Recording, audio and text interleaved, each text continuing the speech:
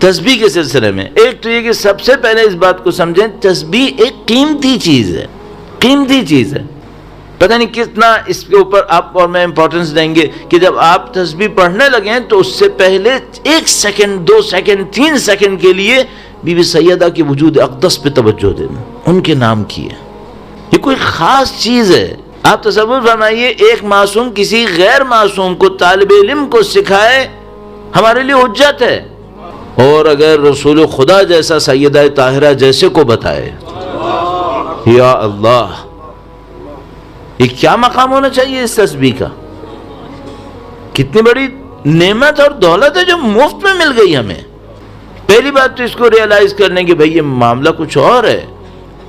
1000 رکعت نافلہ نماز کا ثواب اس تسبیح کے اندر ہے. 1000 رکعت، بعض روایت 100 رکعت کہتی ہیں، بعض اوقات 1000 کہتی ہیں. شہید ثانی نے اپنی کتاب میں لکھا ہوا ہے اس کو. کیسے پڑھیں؟ 3 پوائنٹس میں عرض کرتا ہوں، ہمیشہ بہت تیزی سے عرض کروں گا. اس کے اوپر تفصیلی لیکچرز بھی دے چکا ہوں. البتہ بہت سادہ سی بات ہے. پہلی بات تو یہ کہ تھوڑا آہستہ آہستہ پڑھیں. آواز اونچی کرنے کی بات نہیں کر رہا ہوں، اسپیڈ کم کرنے کی بات کر رہا ہوں. لوگ بہت تیزی سے پڑھتے ہیں، 20 سیکنڈ میں پوری تسبیح پڑھ دیتے ہیں. یہ ناانصافی ہے. سکون سے تھوڑا سا سکون دکھائیں. مثلا کتنا سکون دکھائیں؟ اللہ اکبر، اللہ اکبر، اللہ اکبر. اتنی اسپیڈ کر لیں. کتنا ٹائم لگ جائے گا؟ 20 سیکنڈ ہوئے تو زیادہ ہوئے تو 1 منٹ لگ جائے گا. 40 سیکنڈ بڑھ جائیں گے. اب نہیں معلوم ہم لوگوں کی مشکل کیا ہے. ہم لوگوں کو ٹیلی ویژن کے سامنے وقت کی کوئی قیمت نہیں پتا ہے. لیکن مجھ سے کوئی کہتا ہے مولانا آج آپ نے 4 منٹ اوپر پڑھا ہے. او مائی لارڈ، مجلس ہے بھائی، یہ فٹ بال کا گیم نہیں ہے. ہاں میں تو صاف بول رہا ہوں. مثلا آپ نے تسبیح پڑھنی ہے، 20 سیکنڈ میں پڑھتے تھے، 40 سیکنڈ اور لگا لو، 1 منٹ میں پڑھ لو. پہلا پوائنٹ. دوسرا پوائنٹ، جو پڑھ رہے ہو اس کے تھوڑا سا میننگ کو سوچ لو. آپ نے 34 ٹائمز کہنا ہے اللہ اکبر.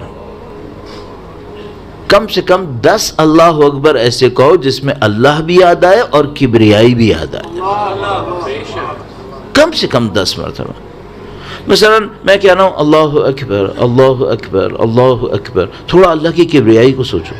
اچھا ممکن ہے کوئی بچہ مجھ سے پوچھے کبریائی کسے کہتے ہیں؟ اس کی ڈگنیٹی، اس کی سپریم پاور.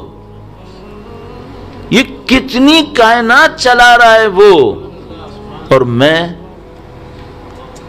اس اوشین میں ڈاٹ بھی نہیں ہوں. لیکن اگر میں اس کو کہتا ہوں یا اللہ تو مجھے کہتا ہے لبیک، اللہ اکبر. تھوڑے تھوڑے سے پوائنٹ نکال لو. میں کبھی کبھی پریشان ہوتا ہوں، مثلا اپنی زندگی کے اندر مجھے مشکل آتی ہے تو میں اس کو تجربہ کرتا ہوں کہ مثلا اللہ اکبر کہتے وقت اگر اس کی کبریائی کو سوچنا چاہوں تو کیا سوچوں. تو میں اس سے کہتا ہوں کہ مثلا اپنے ذہن میں سوچتا ہوں کہ یہ جو ماؤنٹ ایوریسٹ پہ لوگ جاتے ہیں، مور دین 8000 میٹرز اس کی ہائٹ ہے. یہ وہاں پہ جاتے ہیں تو اس کے پتھروں کے نیچے کیڑے ہیں جن کو خدا رزق دے رہا ہے. اس کی کبریائی ہے. اس سمندر کے نیچے پریشر ہے. آپ تھوڑا سا ڈیپتھ میں جائیں گے، اس کے اندر پریشر اتنا ہے کہ کوئی بھی چیز کرش ہو سکتی ہے. جو سب میرینز نیچے بھیجتے ہیں یہ لوگ اس کو پتہ نہیں کون کون سے میٹیریل سے بناتے ہیں کہ وہ کہیں کرش نہ ہو جائے.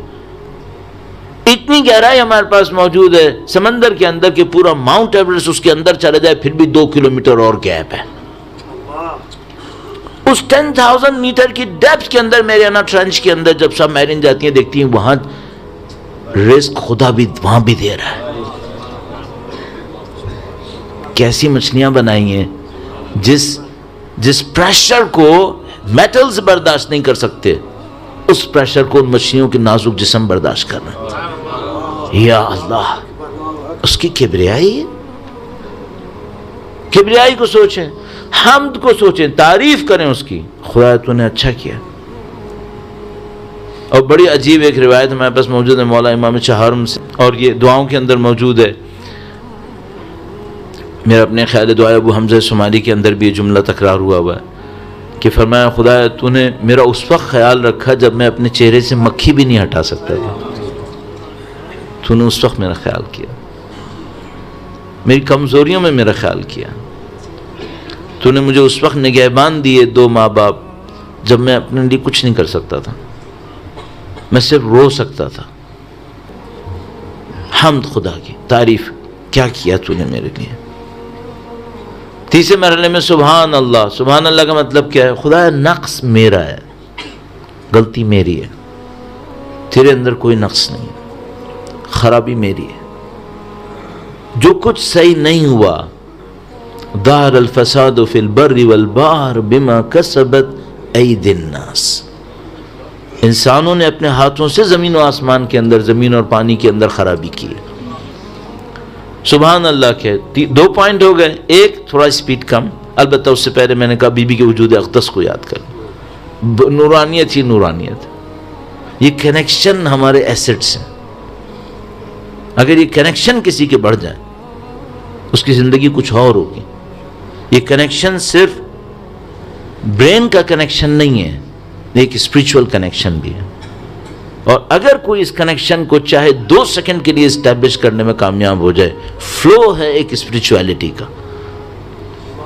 آپ اپنی زندگی میں اس کنیکشن کے ٹائمنگ کو بڑھا دیں، پھر آپ اس کا اثر دیکھیں۔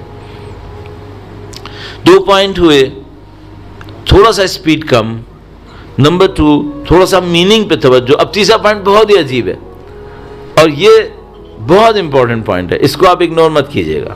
اور وہ کیا ہے؟ آپ تسبیح پڑھتے وقت ایسا سوچئے گا کہ جیسے یہ جو آپ کا ہارٹ ہے، پمپنگ اسٹیشن ہے، یہ تسبیح پڑھ رہا ہے۔